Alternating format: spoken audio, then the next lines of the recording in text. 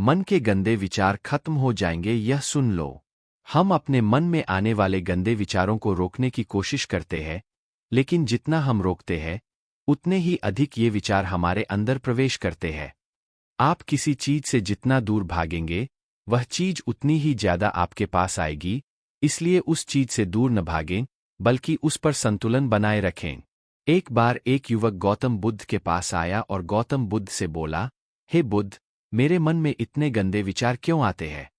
मैं नहीं चाहता कि मेरे मन में गंदे विचार आए, लेकिन वासना के विचार हमेशा मेरे मन में चलते रहते हैं और मैं उनके बारे में सोच सोच कर बहुत परेशान रहता हूँ। ये सब सोचने में मेरी ऊर्जा और समय बर्बाद होता है और इन्हीं सब विचारों के कारण मैं कभी कभी शांत नहीं रह पाता और हमेशा महिलाओं को देखकर मोहित हो जाता हूँ। खुद को रोक नहीं पाते। बुद्ध मुस्कुराए और उन्होंने उस युवक से पूछा, क्या तुम जानते हो कि यह वासना क्या है?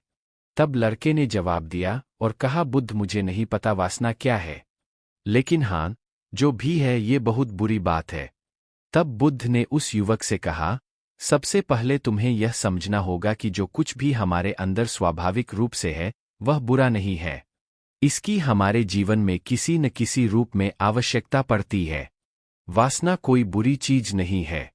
यह हमारे मन की एक भावना है जो हमें किसी न किसी चीज की कमी का एहसास कराती है और फिर हम उस चीज को पाने के लिए उस चीज की ओर आकर्षित हो जाते हैं। जैसे अगर आपके पास पैसे की कमी है तो आपके मन में पैसे पाने की इच्छा होती है, वासना जगेगी। इसका मतलब यह नहीं है कि वासना बुरी है, बल्कि यह हमारे मन की एक तरह की जरूरत का एहसास है और जब यह जरूरत शारीरिक होती है तो हम इसे काम वासना कहते हैं। युवक ने गौतम बुद्ध से कहा, बुद्ध, मैं वासना का अर्थ तो समझ गया, लेकिन आप ही बताइए कि यह कहाँ से आती है और कैसे आती है। गौतम बुद्ध ने कहा कि वासना कहीं से नहीं आती, यह हमारे अंदर ही है और इसका होना जरूरी है, तभी मानव जाति का विस्तार होगा।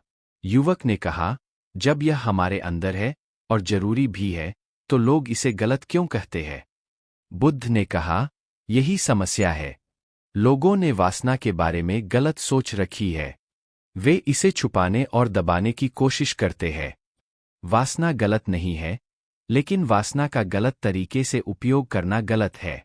लोग जो पसंद करते हैं उसके लिए जीना शुरू कर देते हैं और हर समय उसी के बारे में सोचते रहते हैं, लेकिन यह सब गलत है।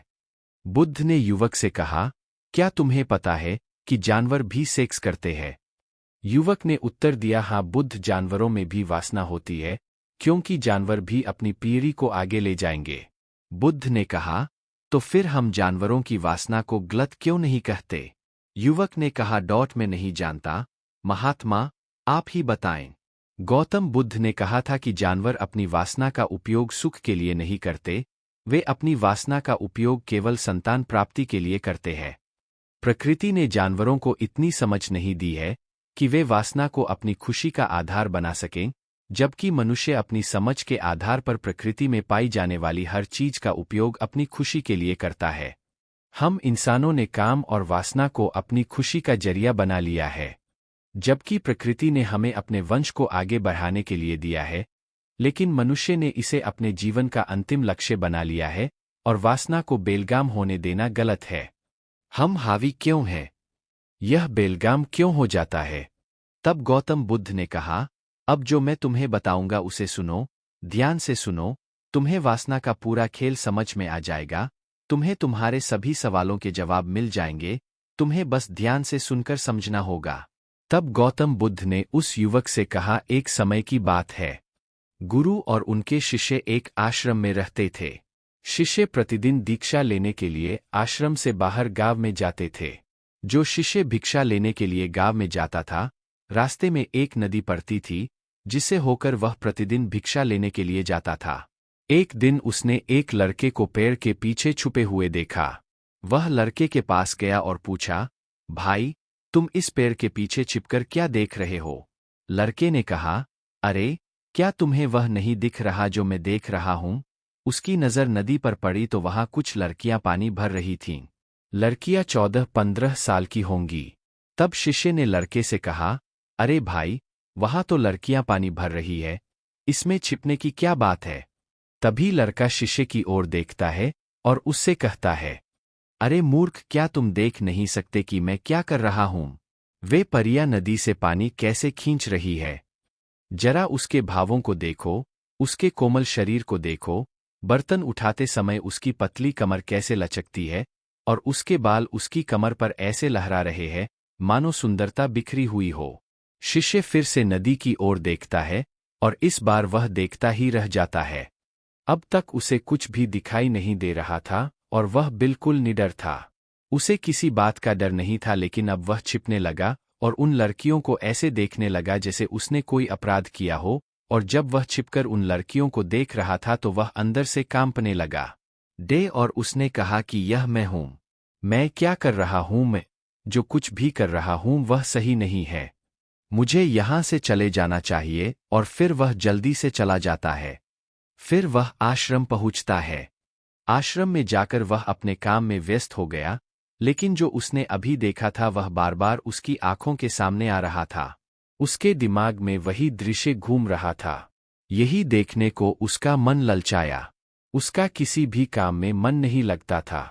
वह प्रतिदिन सुबह सुबह भिक्षा लेने के लिए आश्रम से निकल जाता था और नदी के पास स्थित एक पेड़ के पास जाता था जहां वह लड़का पहले से ही मौजूद होता था और छिपकर अपने साथ लड़कियों को देखता था। अब वह प्रतिदिन ऐसा करने लगा। उसका मन अब किसी काम में नहीं लगता था। वह सदैव किसी न किसी विचार में डूबा रहता था। वह आश्रम का कार्य भी ठीक से नहीं कर पा रहा था। वह न तो ठीक से सो पाता था और न ही ठीक से खा पाता था। उसका मन बेचैन था। उसका मन बार बार उन लड़कियों की खूबसूरती देखने को ललचाता था। जब गुरु भिक्षा दे रहे थे तब भी उनका मन किन्हीं अन्य विचारों में खोया हुआ था। गुरु ने अपने शिष्य की ये हरकतें देखीं तो एक दिन गुरु ने शिष्य को अपने पास बुलाया और कहा कि आज से मैं भी तुम्हारे साथ भिक्षा मांगने चलूंगा। तुम और मैं एक साथ भीख मांगने जाएंगे। तभी शिष्य ने गुरु को मना करते हुए कहा कि नहीं गुरुदेव, आप क्यों परेशान हो रहे हैं? मैं ही ठीक से भीख मांग सकता हूं। गुरु ने शिष्य से कहा, ठीक है, तुम अकेले ही भिक्षा मांगने जाओ। इसके बाद शिष्य भिक्षा मांगने निकल गया। शिष्य के जाने के बाद गुरु भी आश्रम से बाहर निकल गए और शिष्य का पीछा करने लगे कि वह कहाँ जाता है और क्या मिलता है। ये सब देखने के लिए उसका पीछा करने लगा। थोड़ी दूर जाने पर गुरु ने देखा कि उनका शिष्य एक अपराधी की तरह एक लड़के के साथ पेड़ के पीछे छिपा हुआ है और छिपकर कुछ देख रहा है। गुरु भी अपने शिष्य के पीछे यह देखने के लिए खड़े हो गए कि उनका शिष्य क्या देख रहा है, जिसके लिए वह अपराधियों की तरह पेड़ के पीछे छिपा हुआ है। गुरु ने देखा कि उनका शिष्य पेड़ के पीछे छिपकर उन लड़कियों को देख रहा है जो नदी से पानी ले रही थीं। तब गुरु ने शिष्य से कहा, लड़कियों से भी मांगोगे क्या? गुरु की आवाज सुनकर शिष्य का मन घबरा गया और उसे पसीना आने लगा। वह ऐसे कांप रहा था जैसे किसी चोर को पकड़ते समय उसने रंगे हाथ पकड़ लिया हो। उनकी हालत खराब हो गई। वह कुछ भी बोलने में असमर्थ था। शिष्य के साथ जो लड़का था वह भाग गया, जिससे शिष्य और भी घबरा गया। उसके मुंह से केवल कुछ टूटे फूटे शब्द ही निकल रहे थे। वह अपने अध्यापक से आंख मिलाने का भी साहस नहीं कर पाता था। गुरु ने शिष्य की ओर देखकर कहा, मेरा शिष्य निडर है। वह किसी चीज से नहीं डरता, लेकिन यह क्या है? तुम डर के मारे कहाँ रह रहे हो? शिष्य ने गुरु से कहा, मुझे माफ कर दीजिए, इसमें मेरी कोई गलती नहीं है। उस आदमी ने मुझे धोखा दिया, लेकिन मैं तुमसे वादा करता हूं कि आज के बाद ऐसा दोबारा कभी नहीं करूंगा। क्षमा चाहता हूं। गुरुदेव ने कहा कि कोई बात नहीं, लेकिन तुम्हें यह ध्यान रखना चाहिए कि हम जैसी संगति करते हैं, हमें वैसा ही फल मिलता है। जैसे जैसे हम संगति करते हैं, उनके विचार हम में प्रवेश करते हैं। इसलिए अच्छी संगति रखें ताकि अच्छे विचार आप में प्रवेश करें। फिर गुरु और शिष्य आश्रम लौट आए और फिर से आश्रम के काम पर ध्यान देने लगे।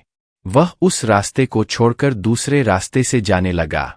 वह अपना कार्य सावधानी से करता था, लेकिन धीरे धीरे उसके अंदर क्रोध उत्पन्न हो गया और फिर वह अन्य शिष्यों पर क्रोध करने लगा और बेचैन रहने लगा। अब वह ठीक समय पर भोजन भी नहीं करता था। वह खाना भी बहुत कम खाते थे। एक रात गुरु शिष्य के पास आए और उससे बोले कि तुमने मुझसे वादा किया था कि तुम अपने मन को वश में रखोगे। आपने अब तक कितनी बार अपना वादा तोड़ा है? यह सुनकर शिष्य अपने गुरु के चरणों में गिर पड़ा और रोने लगा। उसने रोते हुए गुरु से कहा कि गुरुदेव, मैं कई बार अपना वादा तोड़ चुका हूं, फिर वादा करता हूं, लेकिन हर बार मैं अपना वादा तोड़ देता हूं। यह बिल्कुल भी मेरे वश में नहीं है। मैं अपने मन से सभी बुरे विचारों को बाहर निकालने की बहुत कोशिश करता हूं, लेकिन चाहकर भी मैं ऐसा नहीं कर पाता। तब गुरु ने शिष्य से कहा, मेरे साथ आओ। गुरु शिष्य को आश्रम के बगीचे में ले गए और शिष्य से कहा, देखो, यहाँ कुछ नाले हैं, जिनसे होकर नदी का पानी इन पौधों में आ रहा है और यह पानी लगातार बह रहा है। क्या आप इस पानी का बहाव रोक सकते हैं? शिष्य ने कहा, हाँ गुरुदेव, मैं इस प्रवाह को रोक सकता हूं। तब शिष्य ने मिट्टी उठाकर उस नाले के किनारे डाल दी। वह पानी थोड़ी देर के लिए रुका और फिर थोड़ी देर बाद उस रेत के ऊपर से पानी आने लगा। गुरु ने शिष्य से कहा, ये क्या है? ये पानी रुका ही नहीं। उसने फिर कुछ कंकड़ उठाए और नाली में फेंक दिए और फिर पानी थोड़ी देर के लिए रुक गया। लेकिन फिर कुछ देर बाद उन कंकड़ पत्थरों के ऊपर से पानी निकलने लगा। गुरु ने कहा, शिष्य क्या हुआ? पानी फिर आ गया है। आप कह रहे थे कि रोकेंगे। क्या हम किसी चीज को पूरी तरह से रोक सकते हैं?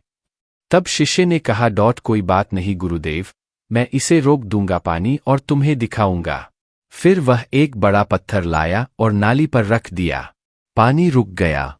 तब शिष्य ने गुरु से कहा, देखिए गुरुदेव, मैंने कहा था कि मैं पानी रोकूंगा। मैंने पानी रोककर दिखाया। मैंने आपकी बात पूरी कर दी। गुरु मुस्कुराए और बोले, अच्छा, ध्यान से देखो, पानी रुक गया है। क्या यह पीछे नाली को तोड़कर बाहर आ गया है और अगल-बगल से बह रहा है? और ध्यान से देखिए, यह इस पत्थर के सामने भी आ गया है और यह पानी अपना रास्ता बदलकर फिर से आगे की ओर बह जाएगा। फिर कुछ देर बाद वही हुआ। तब गुरु ने शिष्य को समझाया, आपके साथ भी ऐसा ही हो रहा है। आप बार बार प्रयास कर रहे हैं और अधिक प्रयास कर रहे हैं, लेकिन हर बार आपका प्रयास टूट रहा है और टूटता ही रहेगा। यह पत्थर तुम्हारा पुरुषार्थ है और यह जल तुम्हारा विचार है। चाहे आप कितना भी बड़ा पत्थर रख दो, पानी अपना रास्ता ढूंढ ही लेगा। यह देखकर शिष्य ने पूछा, हे गुरुदेव, क्या कोई रास्ता नहीं है जिससे मैं गंदे विचारों से बाहर निकल सकूं? गुरु ने कहा, एक रास्ता है। यह पानी जिस नदी से आ रहा है, आप केवल वहां से इस पानी का मार्ग बदल सकते हैं। गुरु शिष्य को एक नदी के पास ले गए जहां से पानी उस बगीचे में आ रहा था। गुरु ने शिष्य से कहा, इस नदी से पानी जा रहा है, जहां से बगीचे में पानी जा रहा है। अगर हम उसका रास्ता रोक दें तो क्या हम पानी नहीं रोक सकते? शिष्य ने कहा, हाँ गुरुदेव, ऐसा अवश्य हो सकता है। मैं यहां से इस पानी को बंद कर देता हूं। फिर सामने नाली में पानी नहीं जाएगा और फिर बगीचे में पानी नहीं जाएगा। तब गुरु ने कहा, शिष्य, यदि बगीचे में पानी ही नहीं रहेगा तो पेड़ पौधों को पानी कहाँ से मिलेगा? उन पेड़ पौधों को पानी की जरूरत होती है। तब शिष्य ने सोचा और कहा, यह बात मेरे दिमाग में कभी नहीं आई। इस पानी का बगीचे में जाना भी जरूरी है। गुरु ने कहा, और उनमें से कुछ पेड़ पौधे ऐसे भी हैं जिन्हें रोजाना पानी की जरूरत होती है। वे सूख कर मर जाएंगे, हमें पानी खोलना पड़ेगा। गुरु की बात सुनकर शिष्य ने पानी के लिए रास्ता खोला तो गुरु ने पूछा, यदि हम इस नदी का सारा पानी बगीचे की ओर मोड़ दें तो क्या होगा? शिष्य ने उत्तर दिया, गुरुदेव, वहां जीत हासिल करने के लिए पेड़ पौधे हैं। वे सब पिघल जाएंगे और कुछ भी नहीं बचेगा। गुरु मुस्कुराए और बोले, आप ये समझिए, हमें कुछ भी रोकना नहीं है, बस हमेशा संतुलन बनाए रखना है। पौधे कम पानी से नष्ट हो जाते हैं तथा पौधे अधिक पानी से भी नष्ट हो जाते हैं। हमारा जीवन संतुलन पर चलता है। गुरु ने शिष्य से कहा, अगर मैं तुम्हें आम के बारे में कुछ ऐसा बताऊं जो तुम्हें नहीं सोचना चाहिए, तो तुम्हारे दिमाग में सबसे पहले किसकी तस्वीर आएगी? गुरु ने कहा, जब हम अशुद्ध विचारों को बलपूर्वक रोकने का प्रयास करते हैं, तो वे और अधिक मजबूती से हमारे अंदर प्रवेश कर जाते हैं। इसलिए हमें कभी भी उन्हें दबाने की कोशिश नहीं करनी चाहिए। तब गुरु ने शिष्य से कहा, बुरे लोगों की संगति के कारण भी हमारे मन में गंदे विचार आते हैं। कई बार कामुकता हमारे अंदर नहीं होती, लेकिन कुछ अश्लील लोगों के साथ रहने के कारण वह हम पर हावी हो जाती है। तब शिष्य ने कहा, गुरुदेव आप सही कह रहे हैं, मैं रास्ता भटक गया था। तब वह शिष्य उस रात बहुत शांति से सोया। सुबह उसने अपना काम पूरे मन से किया और फिर सुबह वह भिक्षा लेने के लिए उसी रास्ते से चला गया जहां वह लड़का अभी भी पेड़ के पीछे छिपकर उन लड़कियों को देख रहा था। शिष्य उसे नदी पर ले गया जहां लड़कियां पानी भर रही थीं। उन्होंने उन लड़कियों से पानी मांगा और उनमें से एक लड़की ने उन्हें पानी दिया और शिष्य के पैर छुए। शिष्य ने उन्हें आशीर्वाद दिया कि आप स्वस्थ रहें ताकि मानसिकता सकारात्मक ऊर्जा से भर जाए। उसके चेहरे पर ऐसी मुस्कान आ गई मानो उसे कोई खोई हुई चीज वापस मिल गई हो। वह अपने रास्ते पर वापस जाने लगा। तभी पेड़ के पीछे छिपा लड़का पीछे से आया। वह शिष्य के पास आया और बोला कि क्या बात है, आज आपने करीब से देखा है, तुम तो मुझसे भी आगे निकल गए। तब शिष्य ने कहा, हम हमेशा दूसरों को देखने में लगे रहते हैं। किसी ऐसे व्यक्ति को बताएं जो आपको पसंद हो। अगर वह भी तुम्हें पसंद करती है तो शादी कर लो और उससे पहले तुम कुछ बन जाओ। अपने आप को पहचाने, इस तरह अपना समय बर्बाद न करें। फिर वह लड़का उस शिष्य से रोज मिलने लगा और उसने उस लड़के को नदी पर न जाने के लिए प्रेरित किया और फिर वह लड़का अपने जीवन में कुछ बनने के लिए संघर्ष करने लगा। तो देखा आपने संगति का असर क्या होता है। अपनी संगति बदलो, अपने विचार बदलो। गुरु ने शिष्य से पूछा, क्या तुम्हें तुम्हारे सभी प्रश्नों के उत्तर मिल गए? तब शिष्य ने कहा, हाँ महात्मा जी धन्यवाद। तब गुरु ने शिष्य से कहा कि जब तुम्हारे मन में गंदे विचार आएं तो खुद को दोषी मत मानना। यह शरीर है और यह सब इसने हजारों वर्षों से सीखा है। यह सिर्फ आपके सोचने या शपथ लेने से टूटने वाला नहीं है, बल्कि आपके पास वह शक्ति है, वह ऊर्जा है जिसका आपको संतुलन में उपयोग करना है। आप एक जीवित ऊर्जा है जो कुछ भी अनुभव करने के लिए स्वतंत्र है। इसलिए आप स्वयं को जानते हैं। इस कहानी से हमें यह सीख मिलती है कि हमारे विचार बहुत महत्वपूर्ण है। हमारे विचार ही हमारे भविष्य की दिशा तय करते हैं। हमें अपने मन में पूरी ताकत से सकारात्मक विचारों को अपनाना चाहिए ताकि हम सही दिशा में आगे बढ़ सकें।